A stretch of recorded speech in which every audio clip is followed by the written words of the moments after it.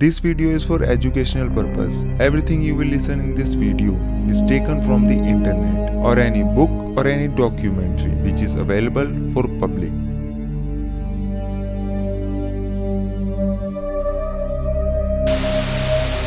आज कहानी निर्भया की। ये वो कहानी है जिसने लोगों को सोचने पर मजबूर कर दिया कि कोई कैसे इतनी दरिंदगी कर सकता है, क्योंकि इस कहानी ने लोगों को अंदर तक झकझोर कर रख दिया था।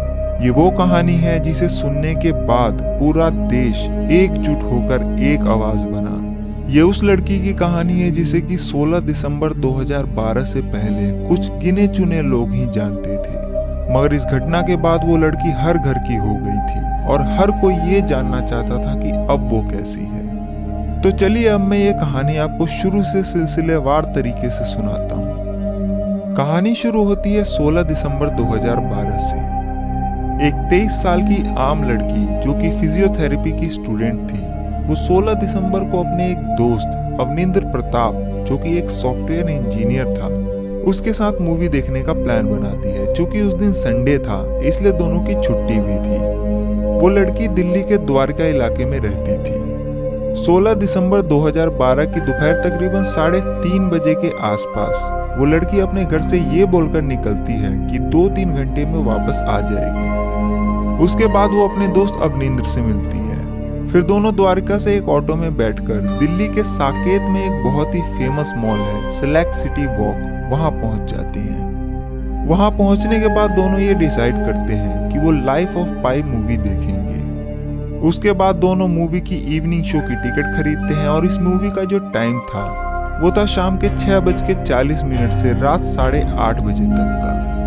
थोड़ी देर बाद जब मूवी स्टार्ट होने का टाइम हो जाता है तो दोनों थिएटर के अंदर जाते हैं और मूवी देखने लगते हैं। जब ये दोनों थिएटर के अंदर बैठकर मूवी एंजॉय कर रहे थे तो लगभग उसी वक्त वहां से तकरीबन 7 किलोमीटर दूर एक घर के अंदर 6 लोग बैठकर शराब पी रहे थे। उन 6 लोगों में से जो 4 लोग थे वो एक बस को चलाने का काम करते थे। उन 4 लोगों में से एक बस का ड्राइवर था, एक कंडक्टर था और 2 हेल्पर थे।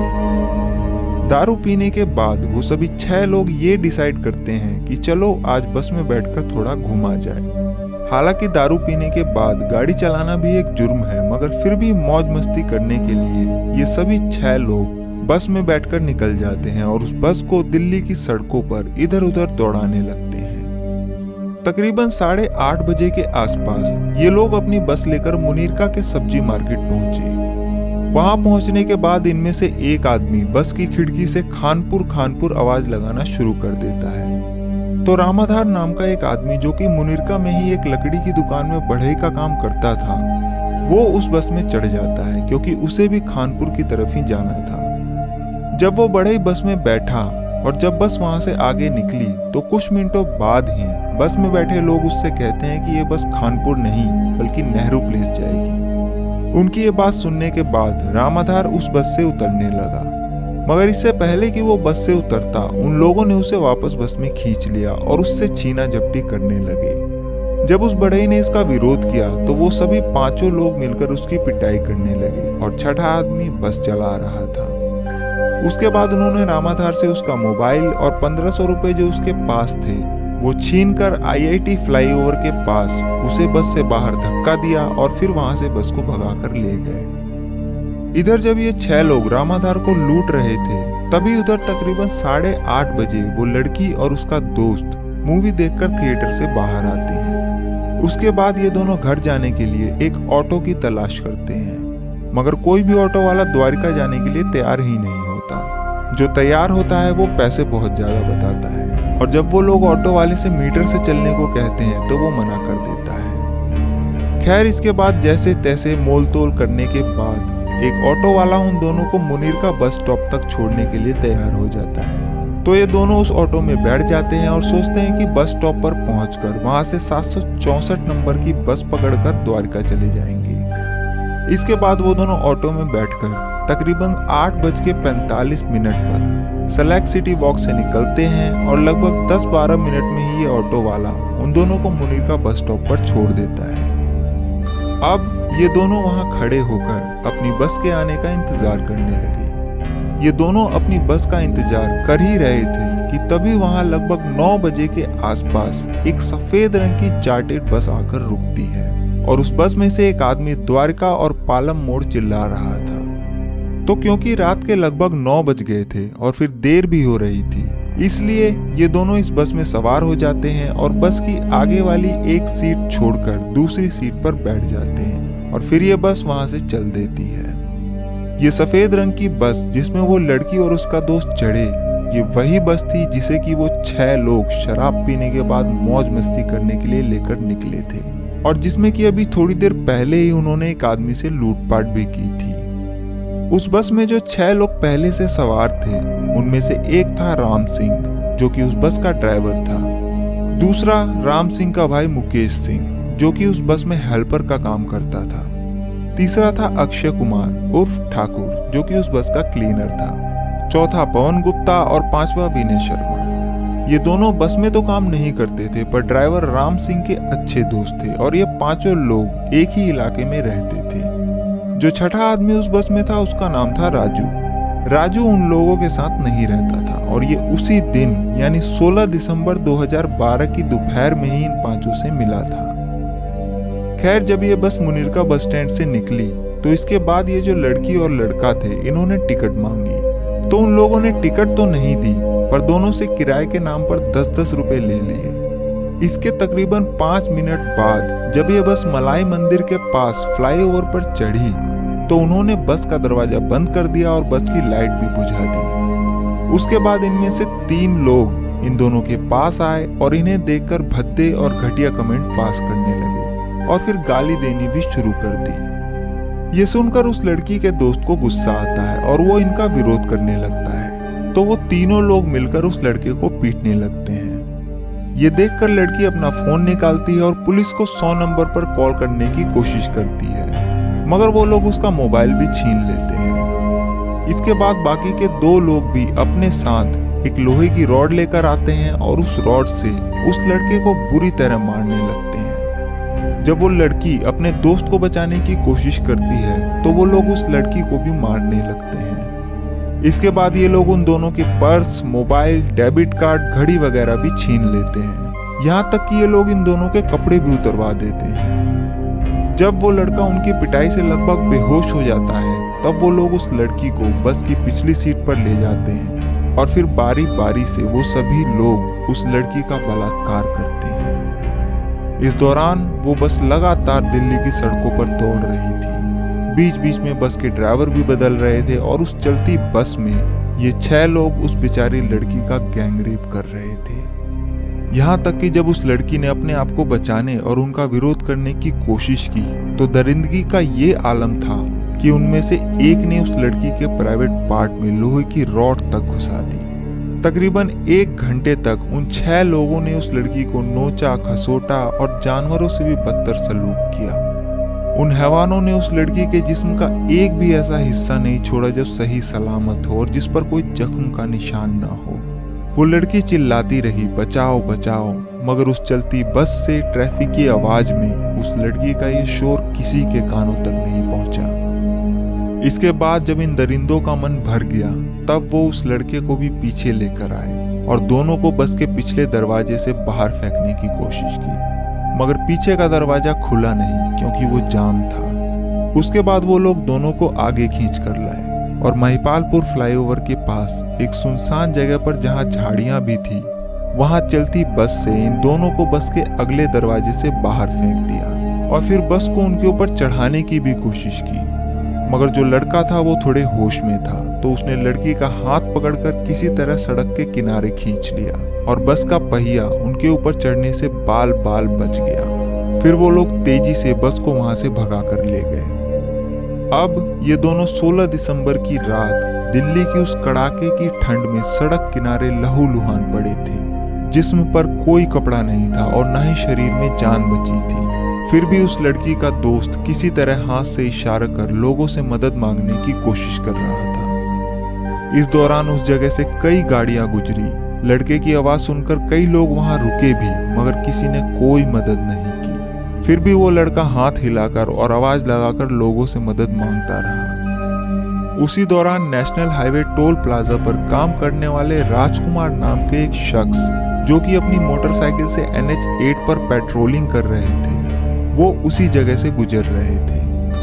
तकरीबन रात 10:10 पर उन्होंने बचाओ बचाओ की आवाज सुनी। ये सुनकर उन्होंने अपनी बाइक रोकी और जब उन्होंने देखा तो उन्हें सड़क किनारे झाड़ियों में वो लड़का और लड़की दिखे। इसके बाद उन्होंने उनसे पूछा कि क्या हुआ, तो लड़की तो कुछ बोलने की हालत में थी नहीं, इसलिए लड़के ने उन्हें सब बात बताई। इसके बाद राजकुमार सड़क के दूसरी तरफ जो होटल थे वहां गए और वहां से एक चादर लेकर आए और फिर उस चादर के 2 टुकड़े करके उन दोनों को दिए ताकि वो अपना तन ढक सके। इसके बाद उन्होंने 100 नंबर पर पुलिस को कॉल किया। थोड़ी देर बाद ही लगभग 10:30 बजे के आसपास वहां पर 2 PCR वैन पहुंच जाती है। अब यहाँ देखिए खेल क्या होता है। जो 2 PCR वैन वहां पहुंची वो अलग अलग थाने की थी और वो दोनों इस बात पर लड़ रहे थे कि ये इलाका जहां ये लड़का और लड़की मिले वो किसके ज्यूरिसडिक्शन में आता है। बल्कि उस वक्त उनकी सबसे पहली प्रायोरिटी ये होनी चाहिए थी कि जल्द से जल्द इन दोनों को हॉस्पिटल पहुंचाया जाए। खैर, इसके बाद जब ये ज्यूरिसडिक्शन की बहस खत्म हुई तो दिल्ली पुलिस की एक वैन में इन दोनों को बिठाया गया और रात तकरीबन 11 बजे के आसपास दोनों को दिल्ली के सफदरजंग हॉस्पिटल के इमरजेंसी वार्ड में ले जाया गया। हॉस्पिटल पहुंचने के बाद जब डॉक्टरों ने पहली बार उस लड़की की हालत देखी तो उनके हाथ पैर भी फूल गए, क्योंकि उन्होंने भी आज तक के अपने करियर में ऐसा केस कभी नहीं देखा था। उस लड़की की आंतों की हालत इतनी खराब थी कि डॉक्टरों को भी समझ नहीं आ रहा था कि इसे कहां से जोड़े और कैसे जोड़े। खैर, इसके बाद लड़की के माँ बाप को इसकी खबर दी गई और फिर फौरन उस लड़की को ऑपरेशन के लिए ले जाया गया। उसके बाद जब यह खबर पुलिस के बड़े अधिकारियों तक पहुंची तो साउथ डिस्ट्रिक्ट की DCP छाया शर्मा खुद हालात का जायजा लेने के लिए सफदरजंग हॉस्पिटल पहुंची और जब डॉक्टरों ने उन्हें लड़की की हालत के बारे में बताया तो DCP छाया शर्मा भी सन्न रह गई। जो दरिंदगी उस लड़की के साथ हुई उसे सुनने के बाद DCP छाया शर्मा को लग गया कि ये मामला बहुत सेंसिटिव है और अगर इसमें थोड़ी सी भी देरी हुई तो मामला हाथ से निकल सकता है, क्योंकि किसी भी घटना के शुरुआती 24 घंटे बहुत ही इम्पोर्टेंट होते हैं। DCP छाया शर्मा ने तुरंत कार्यवाही शुरू की और 16 और 17 दिसंबर की उसी रात अपने सबसे काबिल पुलिस वालों को हॉस्पिटल बुलाया और उन लोगों की 3-4 टीम बना दी। फिर उसी रात लड़की के दोस्त अमनिंदर की भी स्टेटमेंट दर्ज की गई और सुबह लगभग 5:30 बजे इसके खिलाफ वसंत विहार पुलिस स्टेशन में FIR भी दर्ज कर ली गई। अपनी स्टेटमेंट में लड़की के दोस्त अमनिंदर ने सारी घटना के बारे में बताया। ये सुनने के बाद अब पुलिस का ये था कि सबसे पहले वो बस ढूंढी जाए जिसमें यह घटना हुई, क्योंकि उस बस के मिलने के बाद ही आगे कोई सुराग मिल सकता था।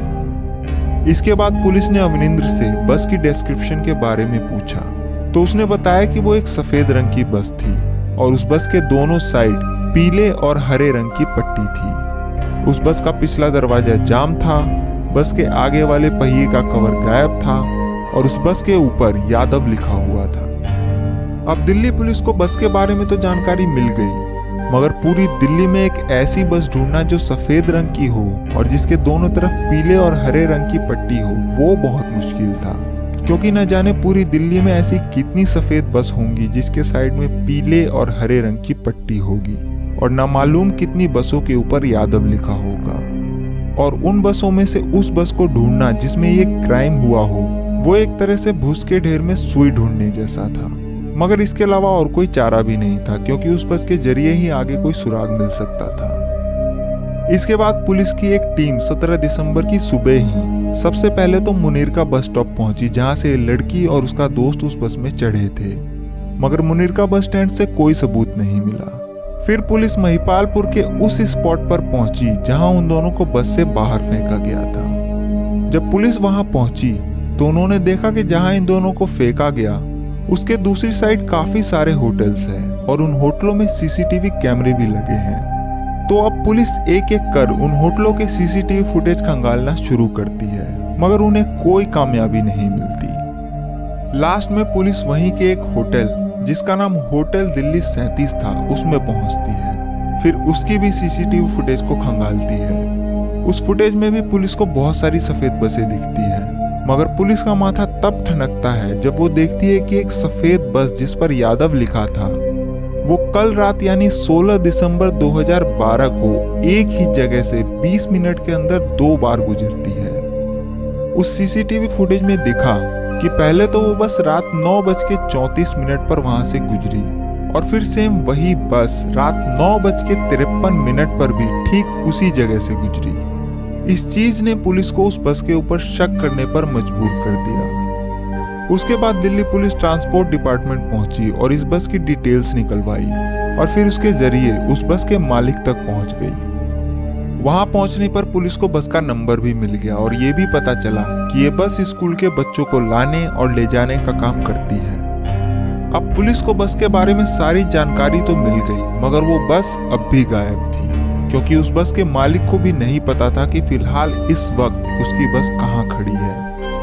इसी बीच पुलिस को अपने मुखबिरों के जरिए ये जानकारी मिलती है कि इस वक्त वो बस सेक्टर 3 आरके पुरम में रविदास कैंप के एरिया में खड़ी है। ये जानकारी मिलते ही पुलिस तुरंत रविदास कैंप पहुंचती है और वहां पर गुरुद्वारे के पास पुलिस को ये सफेद रंग की बस मिल जाती है। उस बस के दोनों साइड पीले और हरे रंग की पट्टी भी थी और उस बस पर यादव भी लिखा हुआ था। पुलिस जैसे ही उस बस के करीब पहुंची तो उन्होंने देखा कि बस के अंदर एक आदमी बैठा हुआ है और जैसे ही उस आदमी ने पुलिस को देखा वो बस से उतरा और भागने लगा। पुलिस ने भी उसका पीछा किया और थोड़ी देर बाद ही उसे दबोच लिया। उसके बाद जब पुलिस ने उसके डॉक्यूमेंट्स खंगाले तो पता चला कि ये बस का ड्राइवर राम सिंह है। दिल्ली पुलिस के लिए बहुत बड़ी कामयाबी थी क्योंकि इस घटना के अगले दिन ही उन 6 लोगों में से एक आरोपी पुलिस के हत्थे चढ़ चुका था। राम सिंह की पहचान सामने आने के बाद 17 दिसंबर 2012 की शाम 4:15 पर पुलिस ने राम सिंह को ऑफिशियली गिरफ्तार कर लिया और उसे अपने साथ पुलिस स्टेशन ले गए और वो बस जो उन्हें रविदास कैंप में मिली उसे भी उसी शाम त्यागराज स्टेडियम में ले जाया गया। उसके बाद CFSL की एक टीम ने उस बस के अंदर से फिंगरप्रिंट, सीट के ऊपर लगे ब्लड सैंपल्स, वो लोहे की रॉड और हेयर सैंपल्स कलेक्ट किए और उन सभी को जांच के लिए आगे भेज दिया। तो आज की कहानी में बस इतना ही और इसके आगे की कहानी मैं आपको अगले पार्ट में सुनाऊंगा क्योंकि अगर मैंने ये पूरी कहानी आपको एक ही वीडियो में बताई तो वीडियो बहुत ज़्यादा लंबी हो जाएगी और मेरे ख्याल से आप लोग बोर भी हो जाएंगे। मैं कोशिश करूंगा कि इसका अगला पार्ट अगले 1 हफ्ते के अंदर ही अपलोड कर दूं। तो बहुत ही जल्द मैं आपसे अगले पार्ट में मिलता हूं। तब तक के लिए आप लोग अपना ख्याल